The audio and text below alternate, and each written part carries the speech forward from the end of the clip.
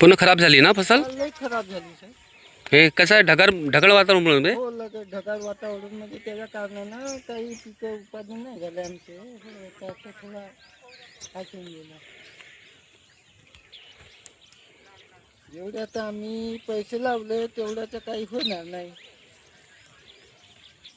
मी आता पद्धतनं वाटाणा लावले, पण आता काय ढगाळ वातावरण पुरे ह्याच्या कारणानं मग आपल्या शेतामधले जो पीक आहे नाही का, ते पुरे खराब झाले आणि त्याचे पुरे ह्याच होऊन गेले, निष्पापच झाले त्याचे. म्हणजे कसं का तर लावले त्याच्यात काय आपले शेंगा वगैरे काहीच नाही लागले, तर त्याच्या कारणानं आपण नाही का थोडा निश्चिंत आहो का आपल्या शेतामध्ये काय होणार का नाही, पिकाचे कसं करणार कसं नाही म्हणून. किती एकर मध्ये लावले आपण?